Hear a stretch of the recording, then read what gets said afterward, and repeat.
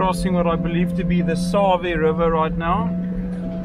As you can see, it's got a fair amount of water in it, along with a whole herd of hippos. I don't think you can see them that clearly right now, but believe me, they are there. It started, I guess, with me asking the questions about it.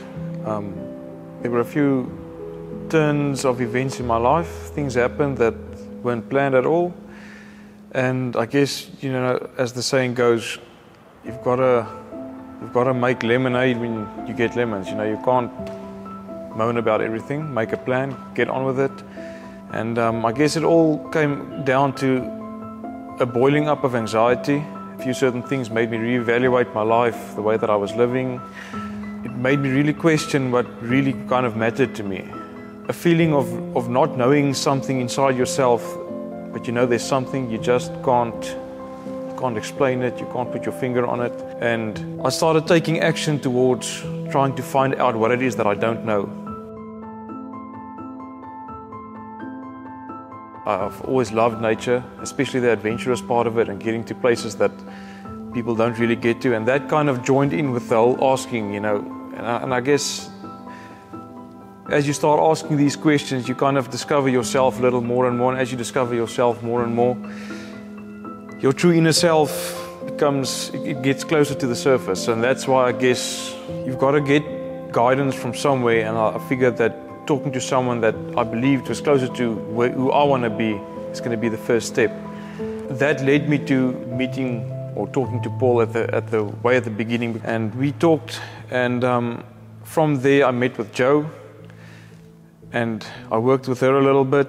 And from them, they exposed me to other people that were also part of the Essence of Overlanding tribe. And I met up with Mark. I talked to Graham, and that led me to figuring out that what I might need is to kind of distance myself from everything, not to run away from anything that had happened, but rather to embrace myself as opposed to trying to figure everything out in this whirlpool of the world, I guess. And the interaction with guys like Graham, he sparked the interest in me and said, you know, maybe going somewhere that I've never been before will be a good thing for me. And doing it in a way that's going to allow me to really disconnect from everything and get a pure understanding of my inner self about it. I think that's where it all started, and that's how I decided, you know what, I'm going to give myself the time. Certain other things that I'd been doing weren't getting any results, so I decided to change my angle, and I went on the trip. And it was daunting. There were a few things that I had to figure out and plan beforehand. Obviously, you've got the logistics and you've got to sort out your cash and all of that. There will never be a perfect time. There will always be a reason not to do something. But it's your decision to decide to allow those things to hold you back. Now, I mean, you can't just pack up and leave your dogs hungry for a month. It's not that simple. You've got to do certain things, and you do have certain responsibilities that you've got to sort out. But once you start breaking it down piece by piece, the one thing gets sorted out, and as you build a bit of momentum, you see how simple it actually is, and working towards those things frees you up. One of the challenges that I experienced before the trip was allowing myself the freedom to actually go out and explore. Sometimes you don't allow yourself to live. Then when you actually allow yourself to do it, you realize that you're actually the only break that you've got. You know, there's no external controls over you actually. Any external influence is only an influence if you allow it to be an influence. And allowing myself the freedom to go out and explore and work through what had to be worked through and get in tune with my inner self, I think that's really where the value of it came through, because then I learned, you know, you've got a lot more control over your life than you think. Even if bad things happen, you get to decide how you handle it, and embracing it and accepting the embracing of it. I think that's what I really struggled with, and I worked through it. Being in the bush, you know, you're going to drive yourself mad if you want to try and control every single thing. You've got to check in with yourself as well and figure out, you know, and be accountable to your inner self. You get so in tune with where you are as opposed to where you're going to be or where you have to be. You forget about the thing that's coming, or or where you're going to sleep tomorrow night. You make a plan and embrace where you are.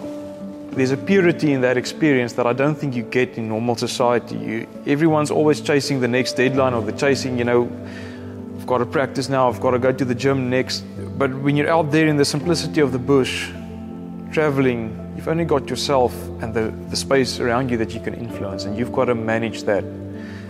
And it just gets you so in tune with what really matters. And then you realize, as long as you've got a warm place to sleep, something warm to eat, you don't need much more than that. You get to choose what you need.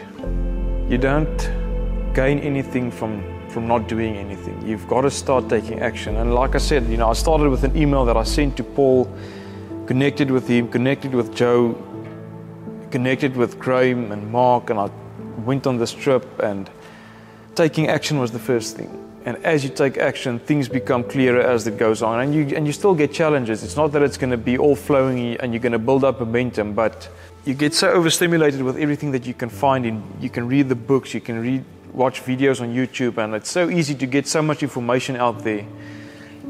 But until you make yourself accountable towards what you're really passionate about, or towards a dream, or towards an objective that you've got, you actually haven't done anything yet.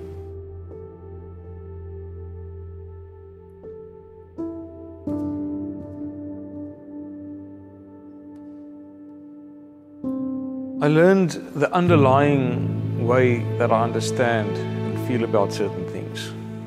And the only way that you can really feel or get to know that understanding about yourself is when you take yourself away from everything. It's not that you're running away from everything, but there's so much noise in life, and it's not always bad or noise that you're getting intentionally from other people or from other stimulations in life, but you're only a human, you've only got a certain capacity, so whether you want to or not, things do influence you. And when you take yourself away from that purposefully, intentionally, you gain a lot of clarity, and you need a certain set of things in your life, and the rest of the stuff is all wants. You start in primary school, and then your biggest goal is, before you head to high school, you want to have good grades so that you can head to any high school, and that's kind of the carrot held in front of you. And then at the end of high school, you want to choose which university you want to go to, and then at the end of university, now you've got to start with your good job, and then you've got to buy a house and have a pension and all of that stuff. But I realized that we get to choose exactly what we need. You only need like 5 or 10% of whatever it is you think you need, even if it's that much. On the road, that becomes so much clearer, and what really matters to you becomes so much clearer.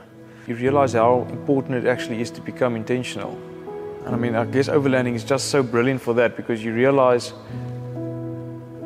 while you're overlanding, you can't travel around with a truck that's not in good condition. You can't travel around with stuff that's falling around or that you don't need. It all just adds up to you getting exhausted.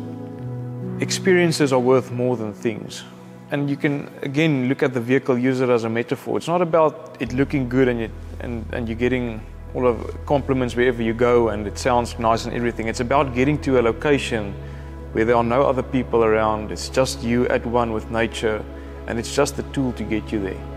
And it's the same when you can help people on the road, when you meet people, when you give. I gave a lift to a teacher that, out of the blue, that's something that the previous me would never have done. But it ended up being such an enriching experience. And it's about the experience, and I would have had that experience with any other vehicle. It's about me having that outlook on life. So it's connecting with that intuition that you kind of allow to come to the front.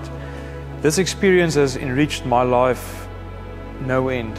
And I've grown as an individual and as a person with everything that I've experienced. And from here, I love to share what I've learned and make it more accessible to people that might think that it's not accessible.